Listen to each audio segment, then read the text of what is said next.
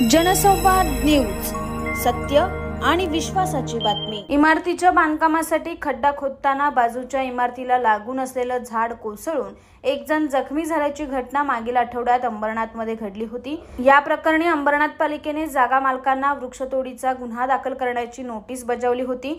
जागा मालक सुशील तलरेजा यांचा मुलगा सोहम तलरेजा आणि त्याचा मित्र वीरेंद्र वाधवानी या तिघांना पालिकेने नोटीस बजावली होती। मात्र या जागेवर इमारत बांधण्याचं काम व्यावसायिक सुरेश पाटकर हे करीत आहेत, त्यामुळे पालिकेने आम्हाला दिलेली नोटीस चुकीची असल्याचं तलरेजा यांचं म्हणणं आहे। पालिकेच्या नोटीसला तलरेजा यांनी वकिलांमार्फत उत्तर दिले।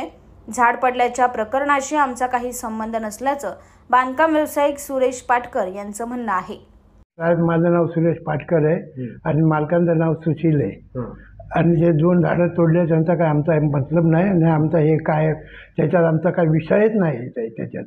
म्हणजे नेमकं त्या दिवशी प्रकरण काय घडलं? पडलं ते झाड अचानक पडलंय, आम्हाला काय माहिती पण नाही। आम्ही साईटला उभे आहे, माहिती आहे आम्हाला ते झाड कसं पडलं काय ते आम्हाला काय माहिती पण नाही। तुमच्या असं संबंधित जे बिल्डर आहेत त्यांचे आरोप केला जातो की ते झाड तोडले म्हणून। नाही, ते चुकीचे आहेत, ते चुकीचे आहेत आरोप। आमचा काही मतलबच नाही आणि बाजूवाल्यांना त्यांना पण माहिती आहे आमचा काय मतलबच त्यांच्याशी येत नाही। एकंदरीत झाड कसं पडलं? मग ते बाजूवाल्यांच्या बिल्डिंगचं लिकेज आणि केबलच्या याच्यामुळे हे झाड पडलंय। या प्रकरणात एक मोठा ट्विस्ट समोर आलाय। ज्या सोसायटीच्या आवारातील झाड पडून हे सगळं प्रकरण सुरू झालं, त्याच अंबर रेसिडेन्सी सोसायटीने अंबरनाथ पालिकेला पत्र देऊन झाडावर असलेल्या केबलच्या वजनाने झाड पडल्याचं सांगितलंय। आमच्या बिल्डिंगच्या ड्रेनेज लिकेजमुळे तसंच झाडावर असलेल्या MACBच्या वजनदार केबलमुळे झाड पडल्याचा दावा त्यांनी केलाय। घटनेच्या दिवशी राजकीय दबावामुळे भाष्य केल्याचं सोसायटीच्या सदस्यांनी पालिकेला दिलेल्या पत्रात म्हटलंय।